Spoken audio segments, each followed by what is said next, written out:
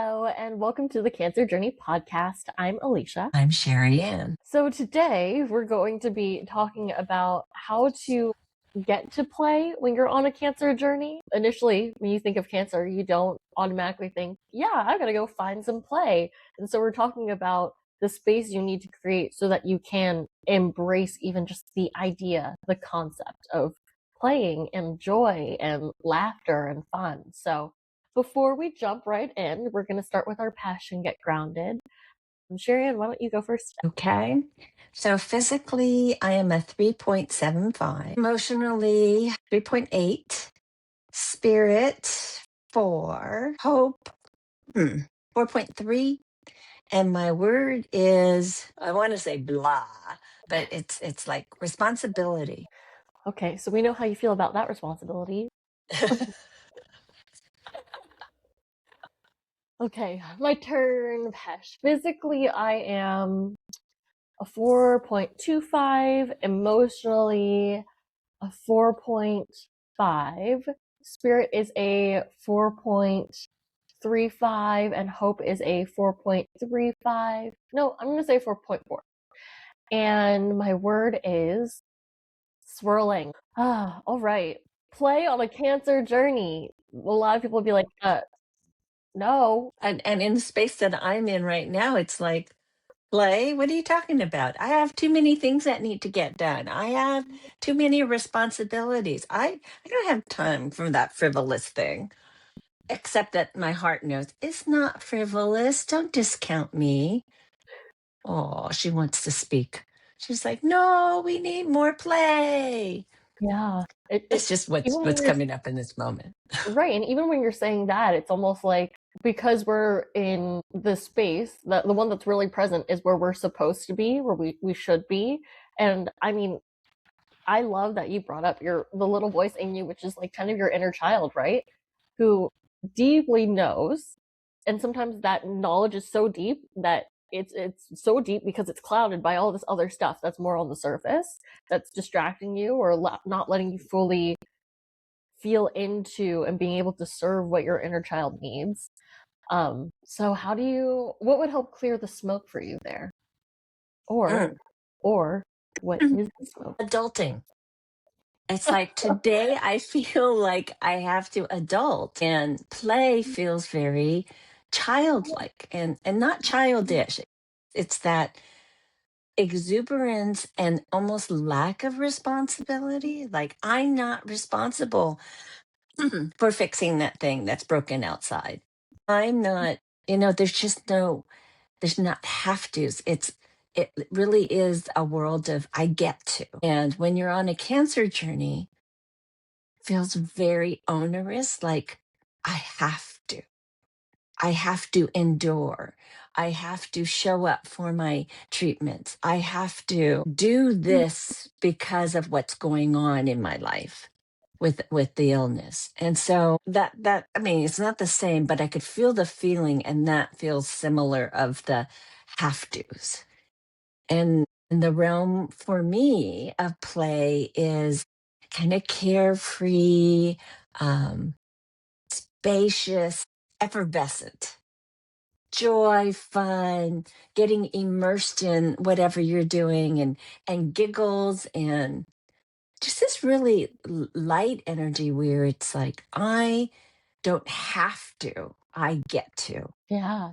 Actually, what I'm hearing more than anything is that what's at the center of all of this is freedom and feeling like there's lack of freedom right now. Good call.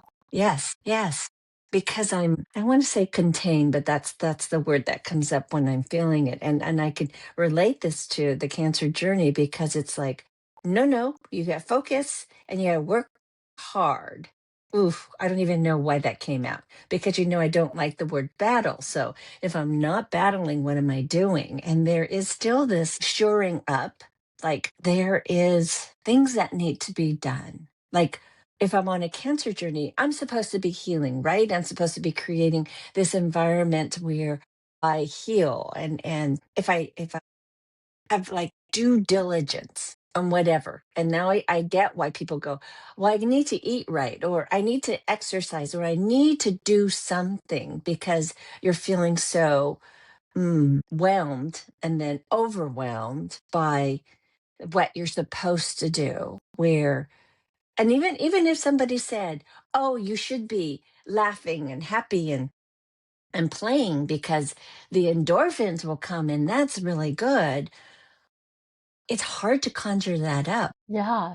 Yeah, it's what I'm hearing too is that there is like, and this is not just you, and this is not just people with cancer, but even just the mentality largely, it's like there's some day, some chunk of time out there for freedom and for like existence and really living deeply there, but it's not here right now because like one day I'll get there once I, check all the things on my to-do list, or once I make it through treatment and I'm done with this cancer, or once I finish all these chores that I have to do, then I can live fully in the space that I want to live in.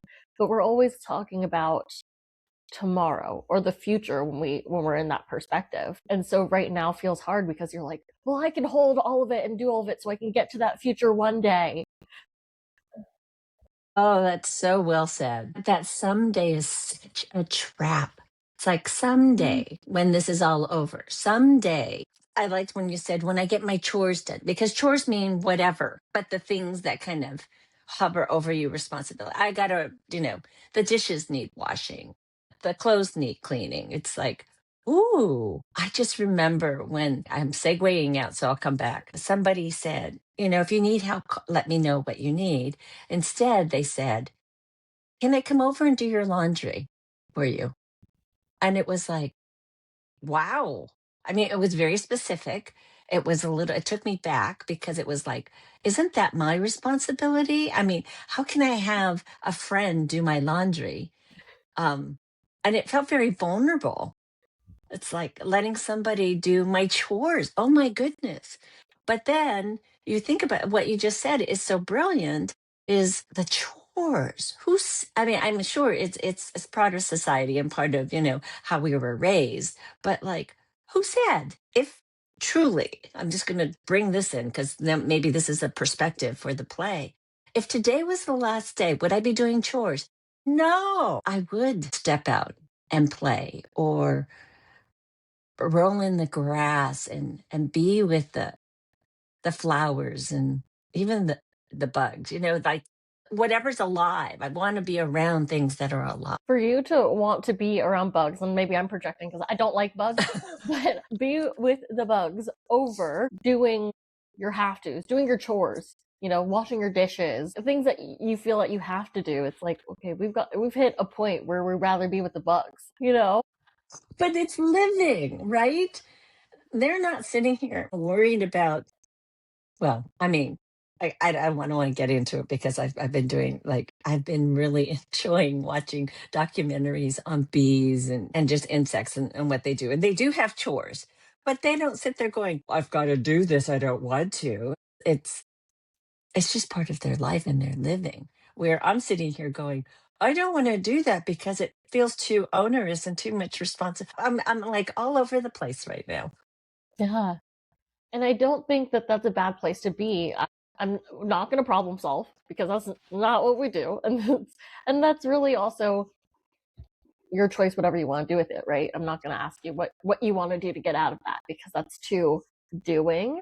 And I'm going to use you more as an example, but talking more generally about people who are on a cancer journey, you have to honor this moment, right? This Mhm. feeling that's here, not like appreciate it because yes, we're happy that you got treatment, but we're not enjoying the stages of it. We don't have to like gaslight or like Stockholm syndrome yourself to believe that like what you're experiencing should be joyous because that's not it. What we mean by appreciating yourself in this moment is this is frustrating and being like, I'm mad, I'm upset, I have things that I just don't want to do.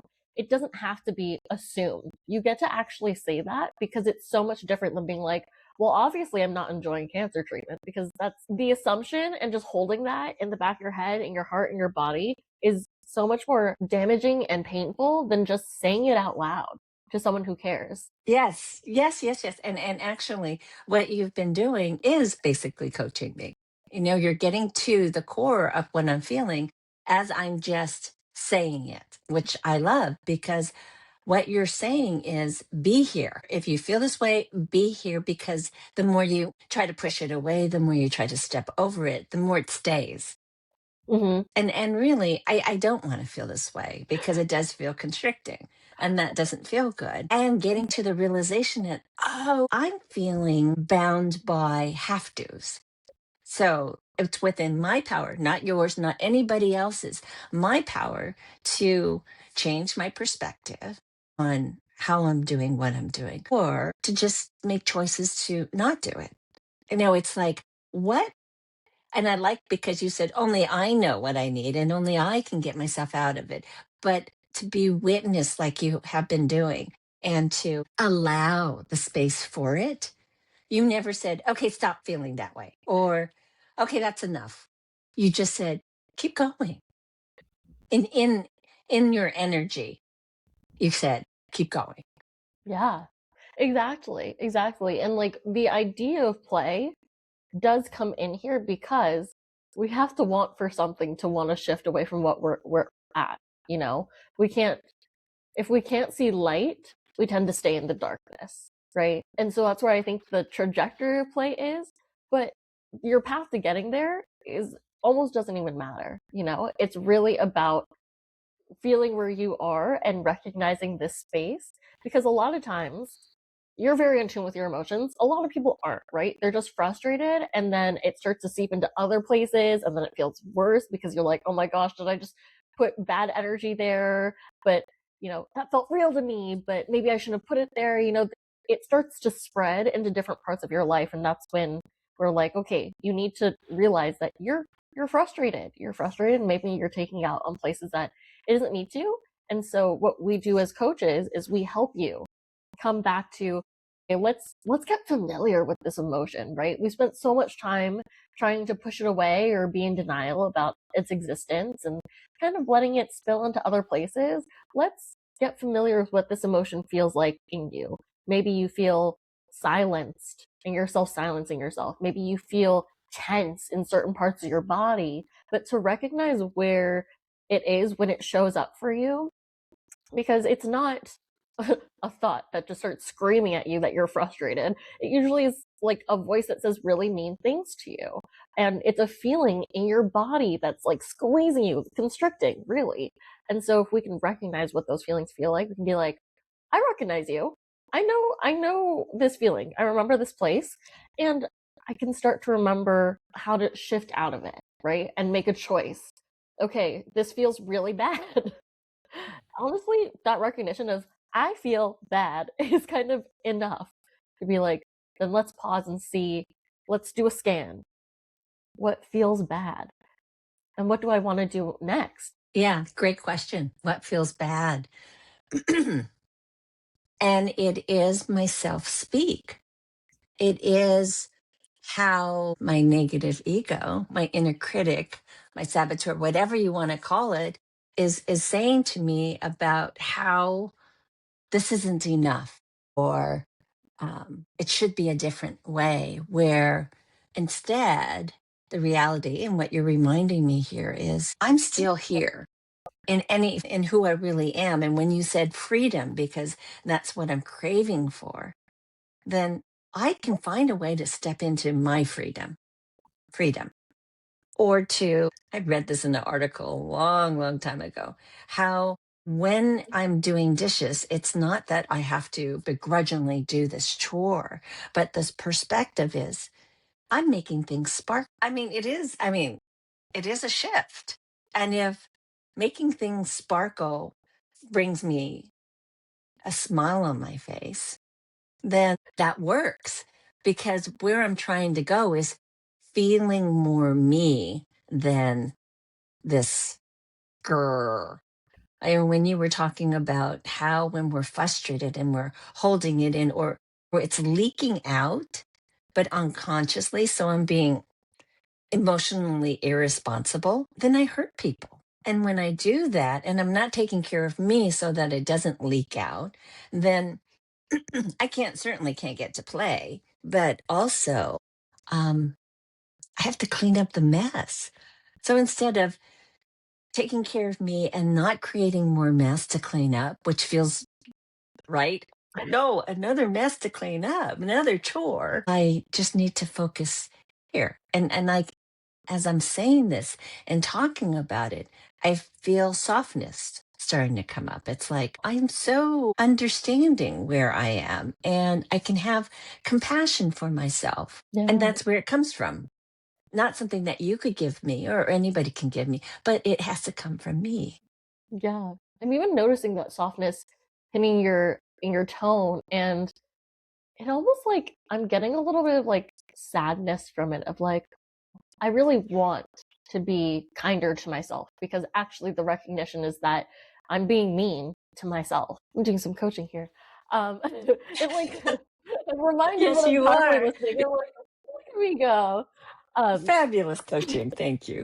Something I do want to insert that is less coach like is as you're speaking, something I noticed was the difference between wants versus shoulds because they can feel really similar, but there is a very big distinction. Often make you feel heavy. They often come from your negative ego. If someone tells you you should do something, you're not like, yeah. It's usually like a, oh, I guess so. I guess my shoulders round, I hunch forward, and I'm like, I guess so. Like it feels like literally a burden. If someone, especially myself being that someone, tells me I should be doing something. But if it's like, you know what? I want to do that. Like I feel like I even just sit up straighter when I say I want, because you claim what you want. And really what you want is in service of your being, your full soul, your physical health, your emotional health, your mental health, your spiritual health, really. Like all of it is really enlivened when you really say what you want. And when you differentiate between what you should do and what you want to do, because it really is serving you. Because saying like, I want to do all my chores so that I can reach tomorrow where I don't have chores, it's not quite the same. It's more like, okay, no, you feel like you should do all your chores with that luminous intent that you have for yourself at the end of the tunnel being the light. But really, it's still like I have to do something I don't want to do. How's that Yeah. landing with you? Well, when you said that, it just brought up our one of our very favorite phrases, which is the path to getting there are the steps of being there. No, The steps to is that getting right? there Are the is the S? is the I can't experience of remember being now. there. It's simply the The steps to steps to getting getting are the there are the qualities of being there. oh. Basically, what I'm trying to say is, if I want to be playful, I need to be playful all along the way. I can't struggle, moan, groan, and be over responsible, hoping that that's going to get me to playful. I need to be playful, or at least have moments of play in hopes of getting to play. Like I can't the road to diamonds is not covered with poop. It's covered with diamonds. You're falling. Where's this going? Poop versus diamonds. There's a difference there. That's different. The road is not lined with poop. That is correct. So just as much as before when we were talking about, okay, what does this feeling feel like so that I can recognize it when it comes up and make a powerful choice about what I want to do with it. You also want to get to know what play feels like so you're able to start infusing it into pieces of your life because life is not black and white. No responsibility is black and white either. There are certain things you can do to give yourself a little bit of play, and that'll look concretely different to anyone and you get to choose what that is, right? Like there's just so many options. Like say if we're doing dishwashing, really unsexy, unfun chore to do. You can choose a fun fragrance, like special music, watch your favorite movie, do it for 5 minutes and then stop doing it, like that's not necessarily play, but it's giving yourself space to play outside of it. You don't have to be there and I have to do all the dishes. I'm gonna clean 5 of them. and that's it. There are so many options along the way, and you get to choose which one works for you, but it doesn't have to be as heavy as we tend to make it for ourselves. And because our negative ego is like protecting us, right? It's almost going to that extreme. Like, oh, it's gonna take all my time and everything's gonna be wet and we got water everywhere. I have to clean that up after. Like, there's so many things that your negative ego can conjure up. And obviously, I don't like washing dishes either. All right, my takeaway as I really connect, because we have taken a journey on this episode, which is great. It's so great. And what comes up most for me as I kind of contemplate this takeaway is cancer sucks. Like, cancer just, it sucks. Once it's in your life too, and it's so real and present. Like, I'll mention this episode all the time. We had a episode with one of our coaches, I believe it was Leslie, who said, like, when cancer comes into the room, like, you think it's doom and gloom forever, and there can never be a moment for joy or for smiling or laughter or play. But there is. Even if it doesn't feel like it's here right now, if it feels so it doesn't feel so accessible, and that's probably because you are really heavy with all of the like constricting emotions that come with cancer and all of the worry and the negative ego voice. I mean, that one is really loud. And when you have someone that you can say all those negative ego things, a coach who you can whine to, scream about, cry, any of those things, and not feel like they're being held against you in your relationships. And that's really why we say a coach tends to be more suitable for that role. It starts to feel lighter, slowly but surely, especially if you know what you want on the other side. You can bring that a little bit closer by starting to get to know what that feels like now and how some of those parts of what you want get to be real right in this moment, instead of feeling like you have to get through this to get there. Because the only one making that an obstacle is you at the end of the day. It may not look exactly like that end goal that you want right now, but you're not going to get there if you don't make effort towards that goal. And while sometimes we think like we have to do something, there's something to do, actually, what we have to tell you at the Cancer Journey Institute, it's not about doing, it's about being. It's about just being here with anything that comes up for you. And that's something that's kind of hard to do on your own. And it's so much better when you get to be witnessed and held and heard and feel validated that you're not everything that your negative ego tells you. Because you're going to be meanest to yourself. Your negative ego is going to be the meanest to you. And it's just simply not true. There's so much more. You have so much more capacity to feel these things. Was that a really long takeaway? It felt like it. So my PESH, physically, I am a 4.35. Emotionally, I am a 4.75. Spirit is a 4.55. And hope is a 4.4. And my word is realness. Yeah. Well, thank you for tuning in with us today. And we'll have a new episode for you next week.